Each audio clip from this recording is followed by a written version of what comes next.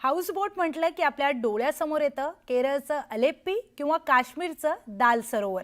पण आता अशीच एक लक्झरी हाऊसबोट महाराष्ट्राच्या कोकण किनारपट्टीवर आली आहे।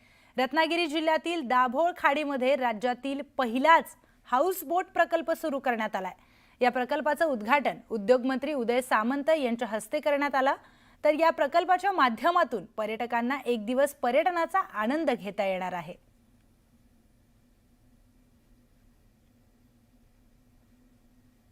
इतक्या वर्षांनी त्यांनी ही फेरी हाऊसबोटची जी संकल्पना आणली आहे ती खूप सुंदर आहे। आणि आपल्या ज्या खाड्या आहेत कोकणातल्या ह्या खूप प्रचंड इथे त्यांचा स्कोप आहे आणि असं काहीतरी नवीन दापोलीमध्ये व्हायला पाहिजे होतं, तर ते आज होत आहे आणि खूप छान पद्धतीने त्यांनी हाऊसबोट केलेली आहे।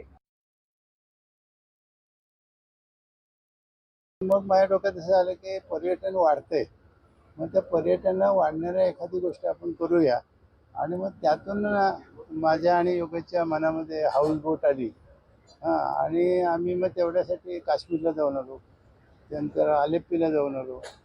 आणि मग आम्ही एक मनामध्ये अशी डिझाईन केली की ही साधारणतः फायद्यात चालली पाहिजे, आणि म्हणून 8 रूमची ही हाऊसबोट आहे।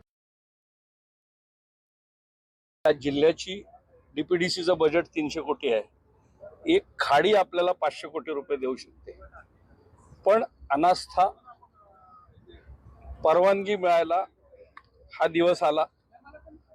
पहिली खाजगी खऱ्या अर्थाने परवानगी म्हणता येईल ही डॉक्टर चंद्रकांत मोकर या 82 वर्षाच्या तरुणाने जिद्दीने मिळवली।